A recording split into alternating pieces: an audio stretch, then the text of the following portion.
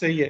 चलें जी, बहुत अच्छे सवाल थे आप सबके। आप लोग काइंडली अपने माइक को बंद कर दें। मैंने हर सवाल नोट कर लिए, कुछ के जवाब मैं भी देना चाहूँगा, लेकिन पहले हम अपने पैनल मेंबर से लेते हैं, उसके बाद मैं ऐड करूँगा टुवर्ड्स एंड। जी सर, आप जिस भी तरतीब में जो जो बात करना चाहें।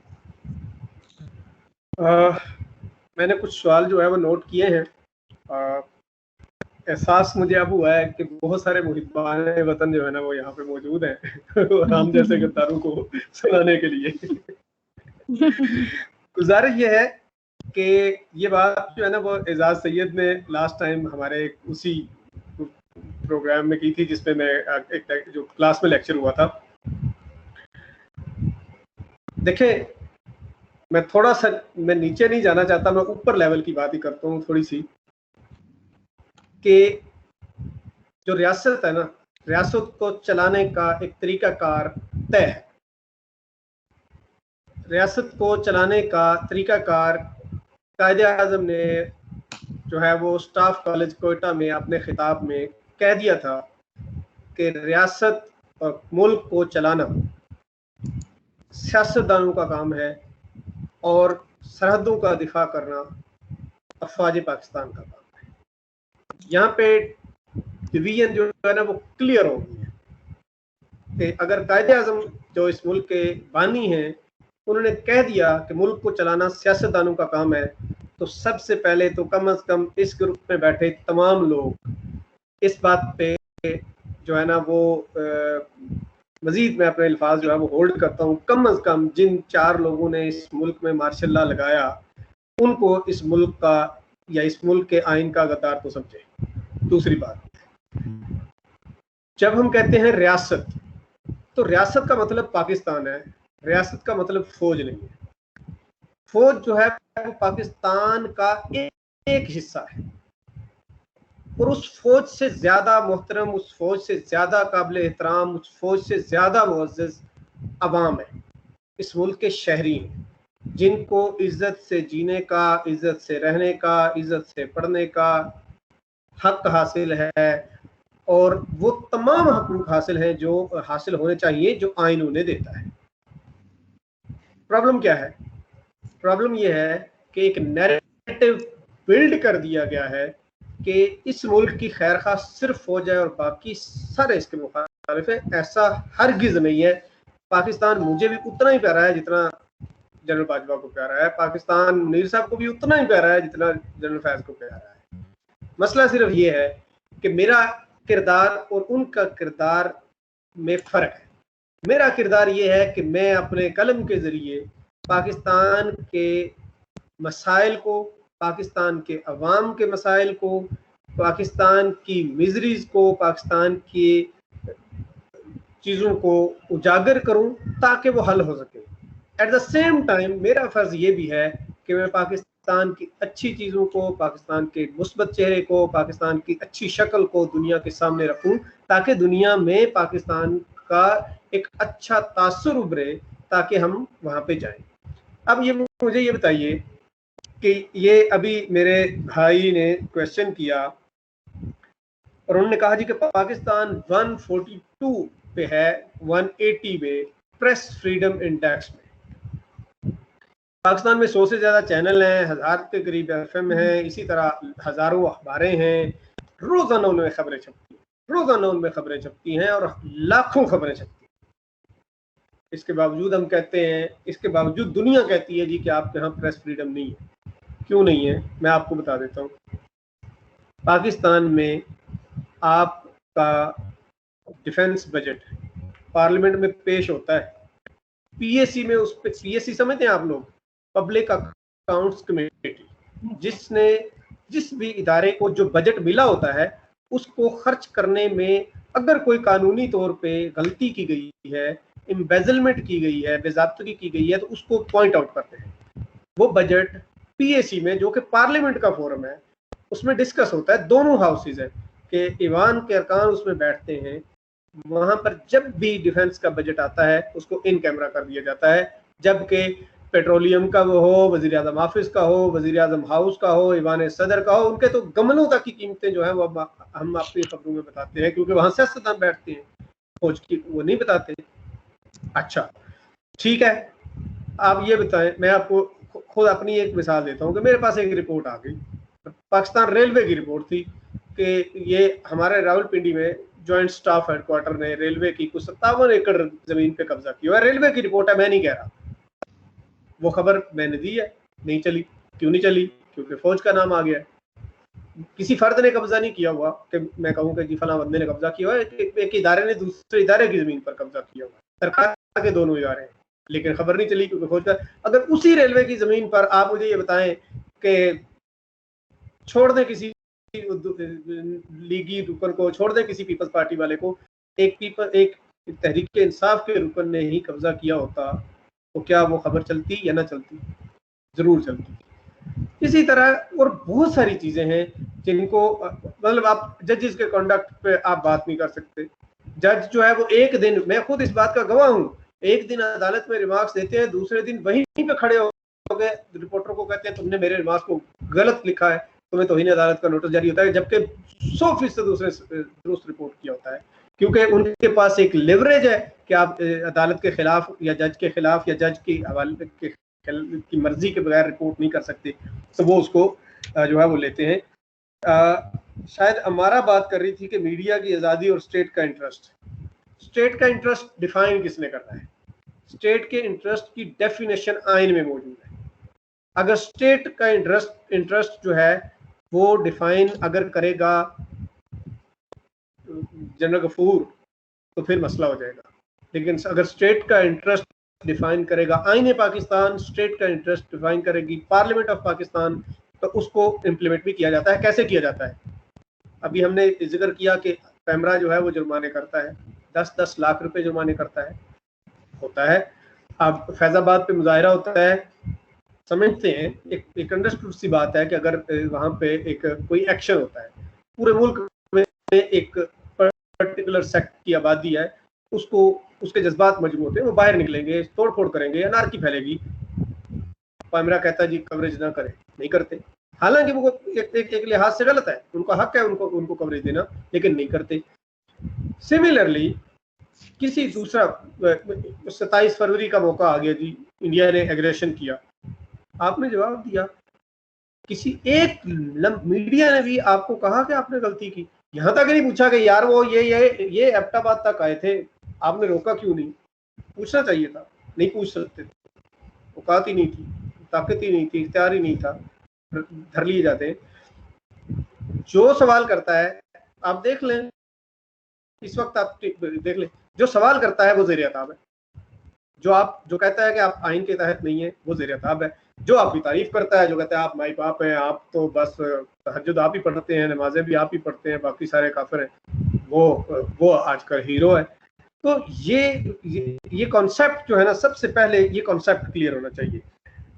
बाकी वकार साहब ने सवाल किया था मोटरवे ज्यादती केस का, मैं उनकी बात से 100% मुत्तफिक हूँ कि एक चीज हमारा मीडिया जो बड़े शहर हैं उनकी सराउंडिंग में उनके अंदर होने वाली खबरों को ज्यादा अहमियत देता है, और जो आउटस्कर्ट्स हैं या जो दूर दराज शहर हैं वहाँ की को कवरेज नहीं देता या उस तरह की कवरेज नहीं मिलती।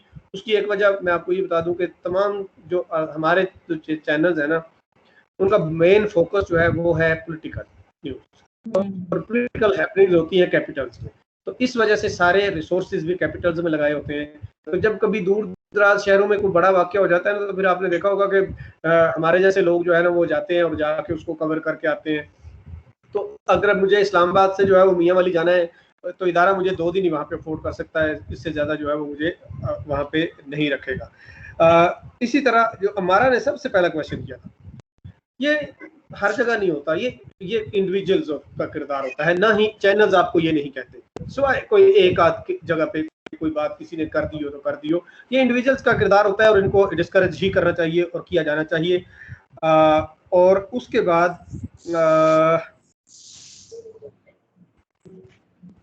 शायद क्वेश्चन था फवाद चौधरी के इंटरव्यू के हवाले से जी के इंटरनेशनल जो है वो टीवी पे बैठ के बंदा जो है वो बार बार उनको कुरेद रहा था कि बेसिकली मसला ये है ना कि जो हम यहाँ बैठते हैं तो हमारे लिए खबर जो है ना वो हमारे सराउंडिंग की होती है, पार्लियामेंट की खबर होती है, इमरान खान ने क्या कहा, नवाज शरीफ ने क्या जवाब दिया, आज कितनी प्रेस कॉन्फ्रेंसें हो गई, या कोई एहतसाब के हवाले से कौन सी खबर सामने आ गई, या कहीं कहाँ पे कोई दहशतगर्दी का वाकया तो नहीं हो गया, ये हमारे लिए ये खबरें होती है। बेसिकली दुनिया जो है ना वो वही बात जो शुरू में है कि पाकिस्तान का जो पावर इम्बैलेंस है ना वो बड़ा पूरी दुनिया में वाजे है कि आपके मुल्क में वजीर आजम इतना बाइख्तियार नहीं है जितना बाइख्तियार जो है वो आर्मी चीफ है। मैं आपसे अभी आप सबसे सवाल कर लेता हूँ कि आप मुझे पाकिस्तान के अलावा 3 मुल्कों के आर्मी चीफ का नाम बता दें। तो आप बेशक सबके माइक खोल दें, किसी एक पाकिस्तान के अलावा 3 मुल्कों के आर्मी चीफ का नाम बता दें, शायद मुझे खुद भी ना पता हो लेकिन उसकी वजह यह है कि पाकिस्तान के आर्मी चीफ का नाम पूरी दुनिया को पता हो। उसकी वजह यह है कि पाकिस्तान का आर्मी चीफ एक पावरफुल इंस्टीट्यूशन जिसने अपने पाकिस्तान की जिंदगी के आधी जो है ना इक़्तिदार पे कब्जा करके जो है वो यहाँ पे हुकूमत की है। इसलिए इस इम्बैलेंस को क्वेश्चन लोग करते हैं, और जब आपके पार्लियामेंट में खड़े होके जो है वो लोग कहते हैं कि आपका प्राइम मिनिस्टर जो है वो सिलेक्टेड है, आपके प्राइम मिनिस्टर खुद जो है वो कंटेनर पे खड़े होकर कहते रहे हैं कि एम्पायर की उंगली का इंतजार है। उन्हीं दिनों में खबरें आती रही हैं कि इस धरने के पीछे जो है वो आईएसआई चीफ है। उन्हीं दिन खबरें आती हैं कि जी के पीटीआई को एंगेज करने में, ऑर्गेनाइज करने में साबिक आईएसआई चीफ है। तो दुनिया तो फिर सवाल करेगी ना, हमें उन सवालों से नहीं घबराना चाहिए, हमें अपना आप ठीक करना चाहिए। जब हम अपना आप ठीक कर लेंगे तो सब कुछ ठीक हो जाएगा। और उसके 2 ही तरीके हैं, एक आईने पाकिस्तान जिसको फॉलो करके पाकिस्तान के सियासतदान, पाकिस्तान के इदारे, पाकिस्तान की ब्यूरोक्रेसी, पाकिस्तान के सहाफ़ी जो है वो पाकिस्तान को बेहतर कर सकते हैं। और दूसरे हैं हम अवाम, जिन्होंने इस बात को समझना है कि रियासत पाकिस्तान है, रियासत फौज नहीं है, रियासत फर्द नहीं है, रियासत कोई किसी शख्सियत का नाम नहीं है, रियासत पाकिस्तान है और पाकिस्तान सबका है, किसी एक इदारे का नहीं। सर अच्छा जी ठीक है जी, कोई आप ऐड करना चाहेंगी मिस इज़रा या हम आगे चलें? हाँ जी मैं करना चाहूंगी। यहाँ पे बात की थी कि हम जो जिस तरह से जर्नलिस्ट हैं वो अपनी क्रेडिबिलिटी खो रहे हैं कि हम किस तरह, एक सवाल किया गया था किस तरह किसी चैनल पर भरोसा किया जाए या कुछ भी। तो मैं ये कहूंगी जो इन्फॉर्मेशन डॉक्यूमेंट्स के साथ, फैक्ट्स एंड फिगर के साथ दी जा रही है और आपके पास वैलिड डॉक्यूमेंट्स आपको एक सहाफ़ी है उसके तौर पर दिखाया जा रहा है, तो उस पर आप यकीन करेंगे कि यहाँ आया, ये डॉक्यूमेंटेड है और ये हमारे पास खबर इस तरीके से आई है। और कुछ जर्नलिस्ट ने अपनी क्रेडिबिलिटी खुद भी कायम की है। फिर एक सवाल वो जो मोटरवे हादसे की बात की गई थी, इस तरह के इश्यूज कवर किए जाते हैं काफ़ी अरसे तक चलता है। एथिक्स हर जर्नलिस्ट के हैं और जर्नलिज्म में एथिक्स को फॉलो करना एक हमारी एज अ शहरी भी, सिटीजन भी एक हमारी रिस्पॉन्सिबिलिटी है, चाहे वो आप फील्ड के अंदर मौजूद हो या आप न्यूज़ रूम के अंदर मौजूद हो। हमने उन एथिक्स को फॉलो करना होता है। पैमरा की तरफ से भी एक हमें रूल्स एंड रेगुलेशंस दिए जाते हैं जिनके मुताबिक हमने चलना होता है। कुछ एथिक्स जो हमारे जर्नलिस्ट के हैं उनको हमने फॉलो किए जाते हैं। कुछ एसओपीज होती हैं जो हमारे इदारे की तरफ से हमें दी जाती हैं या पॉलिटिकल पार्टीज की तरफ से हम पर या इदारों की तरफ से हमें सौंपी जाती है कि आपने इन बॉर्डर्स से या इन बॉर्डर्स को क्रॉस नहीं करना।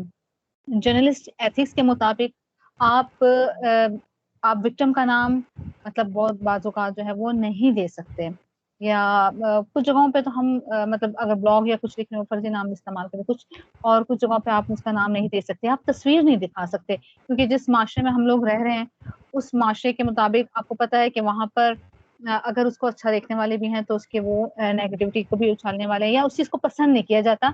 तो वो जो शहरी ऑलरेडी वो उस चीज़ से एक उसके साथ जो हादसा पेश आया उससे वो गुजरा है, उसके बाद आप माशरे के रवैयों को वो झेले या उसे करें। तो इस वजह से हमें बहुत सी जगहों पे तस्वीर दिखाने की इजाज़त नहीं होती, वीडियो दिखाने की इजाज़त नहीं होती, या नाम लेने की इजाज़त नहीं होती, या उनके रिलेटिव्स के नाम लेने की इजाज़त नहीं होती। बाज़ औक़ात एक खबर आती है कि फॉर एग्ज़ाम्पल कि किसी ने किसी का फलाँ ने फलाँ का कत्ल कर दिया। अब जब तक वो मुल्ज़िम से मुजरिम करार नहीं दिया जाता या उस पे वो जो इल्ज़ाम या एक्यूज़ किया जा रहा है उसको, वो चीज़ अगर उस पर क्लियर नहीं होती तो उससे पहले आप उसका नाम, उसके ख़ानदान का नाम, आप कैमरा लेकर उनके घर तक पहुँच जाएँ और उनके डिफरेंट लोगों को दिखा रहे हैं, तो वो एक चीज गलत है। अगर आप उसके खिलाफ एफआईआर दर्ज हो चुकी है और उसके मुताबिक जो है वो वेरीफाई हो चुका है आए ये ही मुलजिम है कुछ, तब भी आप विक्टिम की फैमिली को आप उस तरह से सामने नहीं ला सकते, क्योंकि अगर विक्टिम विक्टिम के एक्यूज्ड उसकी फैमिली को आप सामने नहीं ला सकते। तो बहुत से एथिक्स हैं जिनको फॉलो करना पड़ता है। कहीं हादसा हो जाता है तो हम ब्लड को नहीं दिखा सकते, उन चीजों को नहीं दिखा सकते। अब इसके साथ ये चीजें हो गई जो हमने एथिक्स अपने फॉलो करने हैं मीडिया के मुताबिक, कि हमने क्या चीज चलानी है क्या नहीं चलानी, हमने अपने माशरे को देख के उन चीजों को दिखाना है। बहुत से ऐसे आजकल आप देख रहे होंगे सोशल मीडिया पे कि डिफरेंट न्यूज चैनल्स के वेबसाइट्स भी हैं और उन पर वो अपनी खबर को या एक क्लिक लेने की खातिर ऐसे कैप्शंस लगा देते हैं, ऐसी टैगलाइंस लिख देते हैं या ऐसी तस्वीरें लगा देते हैं जो कि हमारे माशरे या हमारे मज़हब के मुताबिक या जिस तरह से उसको काबिल कबूल नहीं होती है, ऐसी लाइंस लिख दी जाती हैं सॉरी, जबकि खबर के अंदर भी ऐसी बात कोई नहीं होती।